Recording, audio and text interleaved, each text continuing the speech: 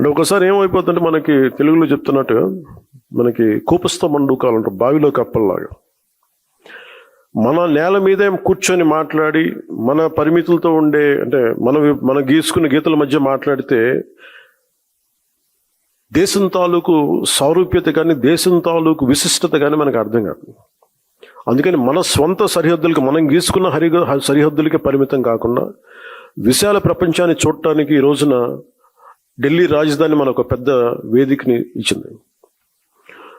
సుమతి సత్యంలో చెప్పినట్టు మనందరం ఏమనుకుంటామంటే, అంటే బలవంతమైన సర్పం కూడా చలిచీమల చేత చిక్కి చచ్చిపోద్ది అంటారు. మనందరం ఏమనుకుంటాం, మనకు స్థాయి లేదులే, మనందరం చిన్న మనుషులే పెద్దలు అనుకుంటాం, ప్రతి ఒక్కరు ఈజీగా మాట్లాడేయచ్చు అనుకుంటా. కానీ ఇలాంటి ప్రతి వ్యక్తి, ఈ మధ్య మీరు చూస్తా ఉన్నారు కొంచెం కాక్రోచెస్ అనే ఇది కూడా, అని నాకు సుమతి శతకం గుర్తు వచ్చింది. అంటే చాలా చిన్నగా కనిపించే క్రిమి కీటకాలు కూడా, చిన్న చీమలు కూడా ఒక బలవంతమైన సర్పాన్ని చంపేస్తాయి అన్నట్టుగా చిన్న చిన్న ఆలోచనలు ఇండివిజువల్ వ్యక్తులు వీళ్ళందరూ కూర్చొని మనకి సరైన దేశం తాలూకు గాఢతని కానీ తీవ్రతని కానీ దీని తాలూకు లోతుని అర్థం చేసుకోకపోతే చాలా డివిజివ్నెస్ యాటిట్యూడ్తో మాట్లాడి దేశం తాలూకు సమగ్రతని బలి చేసేయడానికి ఎప్పుడు శక్తులు సిద్ధంగా ఉంటాయి. అలాంటి అలాంటి ఆలోచన ప్రవాహంలో మనం చిక్కుకోకూడదు అన్న భావన తెలియజెప్పడానికి ఈ ఢిల్లీని వేదికగా పెట్టాం.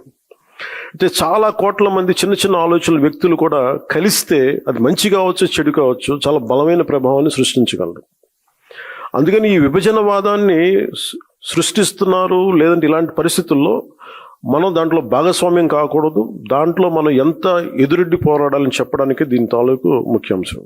సో మిమ్మల్ని అందరినీ ఇక్కడికి ఆహ్వానించడంలో నా ముఖ్య ఉద్దేశం ఒకటి, ఒక బాధ్యత గల రాజకీయ పార్టీగా ఈ ఆశయాన్ని మరింత స్వాతంత్ర్య స్ఫూర్తిని ముందుకు తీసుకెళ్ళటం, మన ఫౌండేషన్ ఫాదర్స్ని గౌరవించడం ఈరోజు ఈ సమావేశం యొక్క ముఖ్య ఉద్దేశం.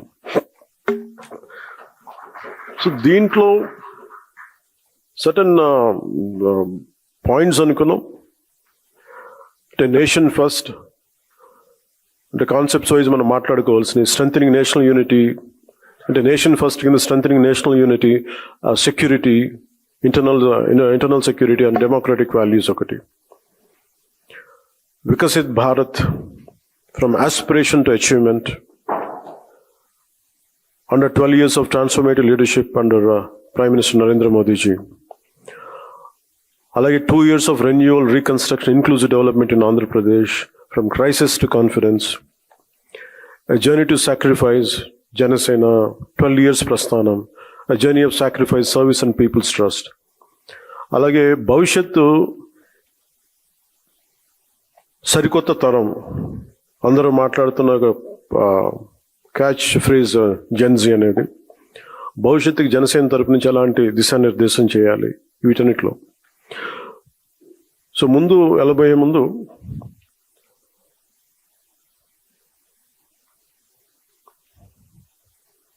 ఢిల్లీకి ఎవరు వచ్చినా సరే గుర్తొచ్చింది మనందరికీ power and protest. Power centre ఇది.